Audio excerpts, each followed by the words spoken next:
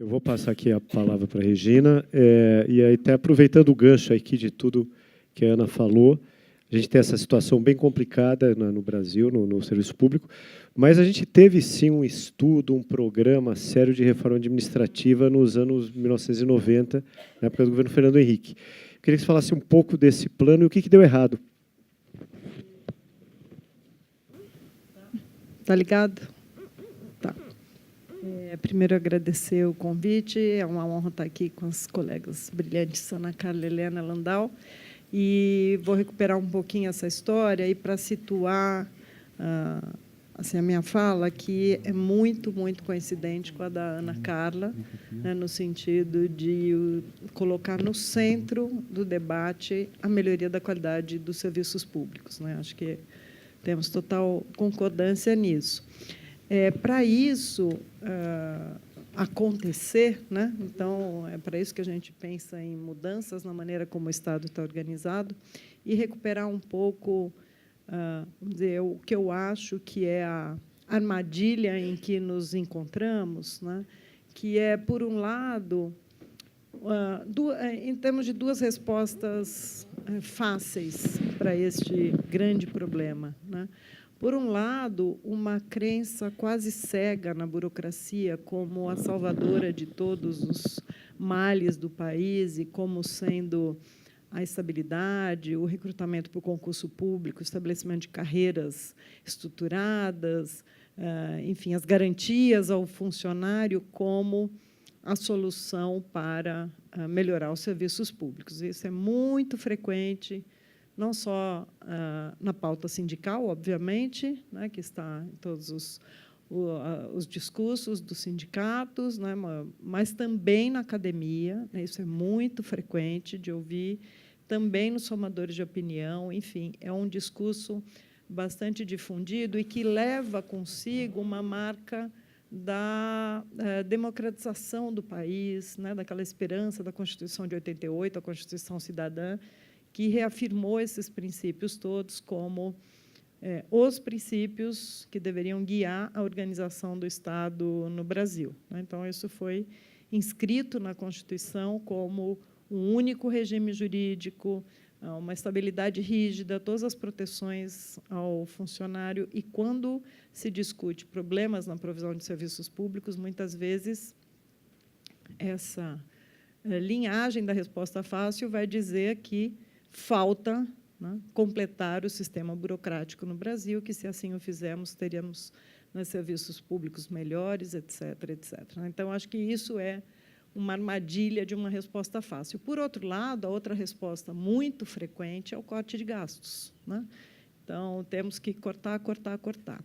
E aí eu acho que a experiência inglesa, né, do Reino Unido, é muito interessante para a gente, porque eles colocam sempre como o desafio não é cortar, o desafio é aumentar a produtividade no setor público, né? É fazer mais com menos. É esse que é, vamos dizer, o lema, né, do governo britânico há um século, né? Inclusive para orientar a organização da burocracia e todas as reformas que vêm sendo feitas nos mais de 30 anos, 35 anos, enquanto escrevíamos aqui a nossa Constituição, reafirmando, né, os princípios burocráticos, os britânicos, mas não só eles, todo o Commonwealth, mas não só eles, né, todos os países com burocracias sólidas buscando reformar as burocracias, porque o modelo burocrático não é capaz de dar resposta para a miríade de serviços públicos que hoje são necessários,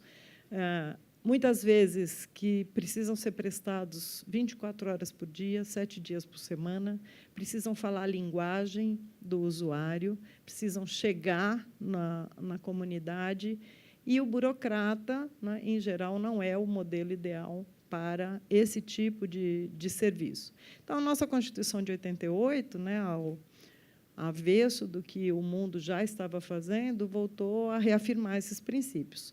E não havia, eu já era professora nessa época, e participava dos debates sobre administração pública, não havia nenhuma outra fonte, né, de propostas a não ser essa, né, de consolidar o sistema burocrático no Brasil. Poucos anos depois, em 95, né, ministro Brescia, com o Ministério Novo, recém-criado, da Administração e Reforma do Estado, vem a público dizer este modelo não é bom, né, e sofreu uma guerra por causa disso, né, porque se propôs a debater isso, e sempre disse, não é abandonar o modelo, mas ele não é bom para tudo, ele é bom para a cúpula dos ministérios, ele é bom para a formulação das políticas, ele é bom para aquelas que devem ser as carreiras típicas de Estado. Mas ele não é bom para tudo, né? Cada situação específica requer uma resposta de outras formas de contratação. E o plano diretor da reforma do aparelho do Estado, publicado em 95, que deu base para a emenda constitucional, né, que foi encaminhada naquele ano, aprovado em 98, que é essa que a Ana Carla citou, a emenda constitucional número 19, né, que tentou flexibilizar vários aspectos desse sistema burocrático rígido, né, especial 2, admitindo vários regimes de contratação, e não só um regime único, e admitindo a possibilidade das organizações sociais para a prestação de serviços públicos. O primeiro instituto, infelizmente, não foi à frente, porque foi derrubado por uma ação direta de inconstitucionalidade, por vício de redação, etc. Então, voltou a valer o regime jurídico único na Constituição, né? Então, nós temos esse dispositivo na Constituição, apesar de, na prática, né, ser impossível prestar serviços públicos sob o regime jurídico único. Quem já lidou um pouco na área da saúde sabe que não há médico que se submeta, né, a um contrato único com o Estado, seja ele de 20 ou de 40 horas, e que cumpra o horário e que, né, esteja disposto a ter esse vínculo como estatutário e cumprir exatamente as regras, né? Fora todos os outros aspectos que a Ana Carla já citou, aposentadorias muito precoces, né, uma série de outros problemas que impedem a prestação de serviço público. O modelo de OS foi muito bem, né? O modelo de OS foi a solução que os estados usaram pragmaticamente para avançar na prestação de serviços, ou para manter, pelo menos, a prestação de serviços públicos, principalmente na área da saúde. O governo Fernando Henrique não implementou totalmente a reforma, né? Acho que o mais importante foi a apresentação da proposta, o grande debate nacional que foi travado e a publicação do plano diretor, a aprovação da emenda constitucional, mas a implementação não teve o impulso, né, que se podia esperar no segundo mandato. Inclusive, houve, né, pela fusão do MARI com o Ministério do Planejamento, enfim, não vou aqui me deter sobre isso, mas os estados se implementaram, né? Os estados implementaram a partir de 2003, especialmente a partir de 2007, quando as condições, né, foram ficando... Quer dizer, era época de crescimento, mas para viabilizar os serviços públicos, então, o modelo de OS foi bastante difundido nos estados, né, garantindo a continuidade da prestação de vários serviços. E outros modelos, outros arranjos que os estados também inventaram para isso. O governo federal, a partir de 2003, voltou à defesa do modelo burocrático como a grande salvação, a grande orientação para a organização do Estado, como retórica, né? Apesar de, na prática, ter encontrado soluções bastante ímpares, diria assim, né? Que os administrativistas dariam provavelmente outro nome. Então, os médicos, do Mais Médicos, que foi a grande alternativa que foi encontrada pelo governo para contratar médicos para as localidades em que os médicos não querem ir, né, são, não sei se todos sabem, bolsistas, tá? O vínculo deles com o Estado é de bolsistas. A EBSER, que é a Empresa Brasileira de Serviços Hospitalares, que foi criada em 2000, 2009, quando começa o mandato Dilma, é 2009, né? Já foi criada em junho. 2010, o mandato da Dilma. Não. 2011, desculpa. Ela é eleita em 2010. Não, esse é o segundo. Não, no primeiro. Em 2010 ainda era Lula. 3, 6, 7, 10, 11, 14. Verdade, isso. Exatamente. Então, 2011, né? E hoje é uma empresa que tem 26 mil funcionários, quer dizer, em poucos anos, porque contrata todos os médicos e paramédicos e demais funcionários para os 50 e tantos hospitais universitários do país todo, né? Porque estavam absolutamente estrangulados a ponto de fechar as portas, porque não conseguem contratar pelo regime jurídico único, né?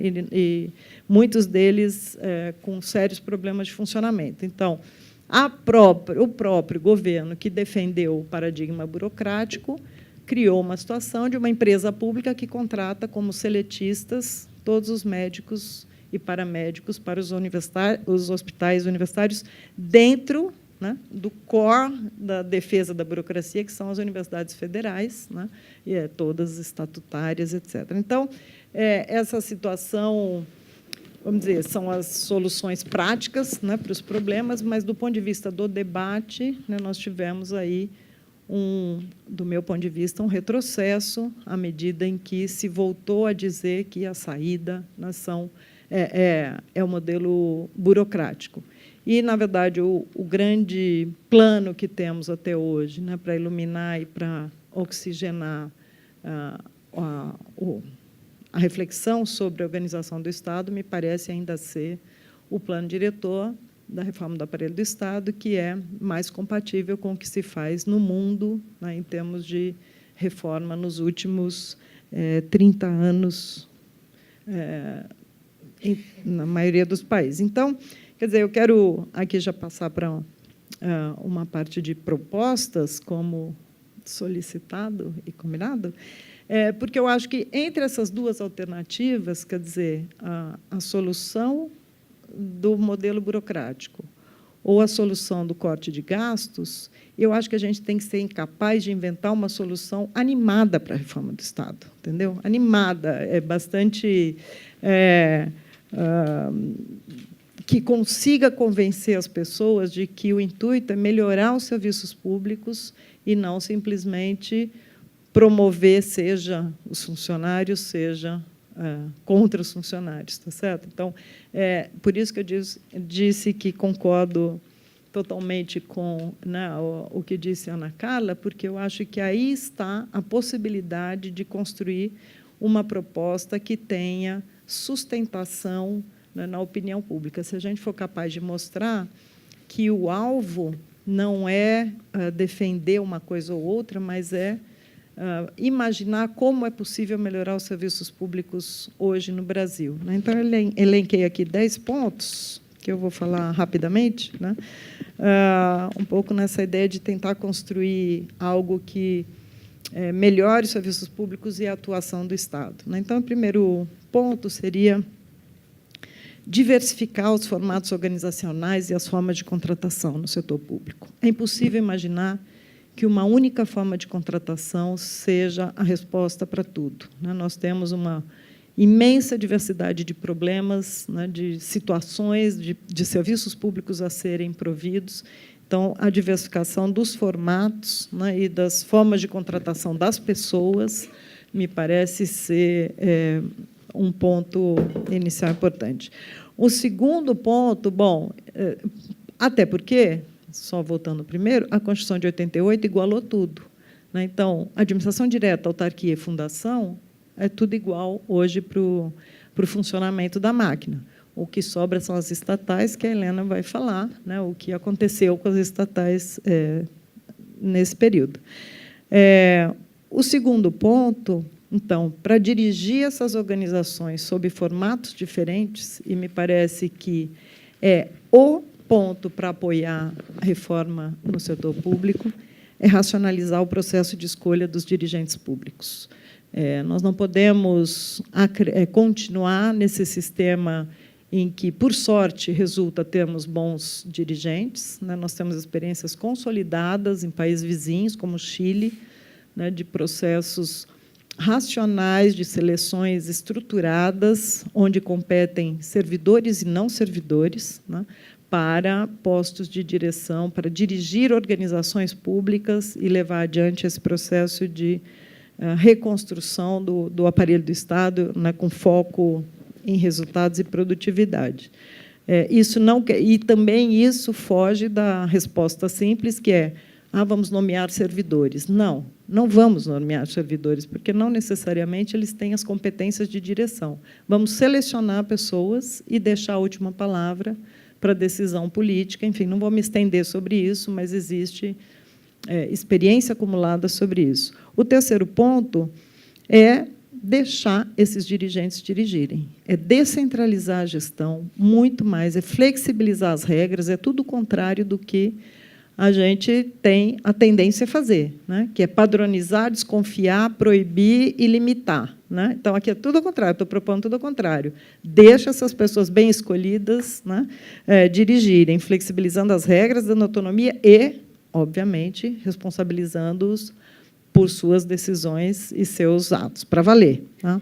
O ponto 4 é que, para isso seja possível, definir metas e mensurar o desempenho e os resultados dessas organizações, né, como fundamental para poder dar sustentação para essa flexibilização. O ponto 5 é modificar a forma de seleção das pessoas. Né? O nosso concurso público é do século XIX. Os estados estão selecionando pessoas com métodos muito diferentes das nossas provas de domingo do concurso público. Não tem nada a ver. Até a ENA, né, o berço da burocracia francesa, da alta burocracia, da elite, né, a École Nationale d'Administration, seleciona, faz entrevista também, etc. Né, e a gente continua com aquele medo, né, da subjetividade, etc. Então, tem que mudar isso totalmente, basear em competências e perfil desejado. O ponto 6 é avaliar e reconhecer desempenho das pessoas, mas por meio de incentivos não financeiros. Aqui, eu e a Ana temos uma pequena diferença. Né? Eu não começaria com remuneração variável, nunca, porque acho que até que a gente aprenda... Já começamos, né? E dá naquilo. Rodízio das pessoas, 997 de média, né? Então, acho que incentivos não financeiros são excelentes maneiras de reconhecer desempenho, enquanto aprendemos a medir desempenho no setor público, tanto organizacional como, em seguida, individual. Ponto 7, é tornar as relações de trabalho muito mais próximas do que são as relações de trabalho no mundo privado, fora do Estado, o que se refere a tudo, né? Inclusive sistema de aposentadorias, excesso de benefícios, todos os penduricalhos que vêm junto com a remuneração, tudo isso deveria fazer como os holandeses, que chamaram isso de normalização, né, e tornar mais normais, mais parecidas com o mundo do trabalho em geral no país, né, na nação. O ponto 8 é frear benefícios, especialmente da elite do setor público. E aí eu estou me referindo às carreiras fazendárias, em qualquer ente da federação. Vocês podem ir num município mínimo e as carreiras fazendárias terão privilégios excessivos, não é? Então, acho que alguém vai ter que enfrentar isso, né, de segurar carreiras fazendárias, carreiras jurídicas, né, que têm remunerações e privilégios absurdos, os fiscais de várias naturezas, os controladores, que têm salários altíssimos, você não deixa o gestor administrar, né, e põe o controlador com salários altíssimos para limitar, controlar, e vemos o que vemos, né, como escândalos e etc. Então, não funciona. E, especialmente, o judiciário e o legislativo. Então, tem que frear para valer, né, os benefícios nessa elite do setor público que nada justifica. Né, os salários são tão altos que algumas carreiras, em 3 anos, eles chegam no teto da remuneração. 3 anos, 4 anos, 5 anos. Quer dizer, isso não é carreira, desculpe, né, tem alguma coisa errada aí. O ponto 9, só para dar a deixa aqui para a Helena, é eliminar os benefícios nas estatais, porque a gente fala pouco disso, mas são escandalosos, do meu ponto de vista, né? Aqui, uma pequena empresa municipal de São Paulo tem benefícios que, assim, a primeira vez que eu vi, eu quase caí da cadeira. Sou do Conselho de Administração e eu não acreditava. Quer dizer, auxílio creche de um salário mínimo até os 7 anos de idade, ao qual se soma auxílio maternidade de mais um salário mínimo até os 6 meses. E assim vai. E, quando a gente questiona, eles dizem, mas a nossa é tida como exemplo, as outras são muito piores, né? Então, isso é município de São Paulo, né? E, enfim, é algo que precisa enfrentar mesmo. O primeiro susto que eu levei foi com os Correios, há um tempo, numa notícia que dizia que o adicional de férias nos Correios é de 70%. Eu achava que a lei era 30%, mas não é. A lei fala em adicional de férias. Então, por acordo coletivo, pode estender 70% nos Correios, que são milhares e milhares de funcionários no Correio. E o último ponto aqui seria, né, voltando para a ideia da reforma animada, trocar o gastar menos por um outro slogan que seja melhores serviços públicos para o cidadão, para ver se a gente consegue emplacar uma reforma que ajude a melhorar a vida mesmo dos cidadãos brasileiros. Obrigada.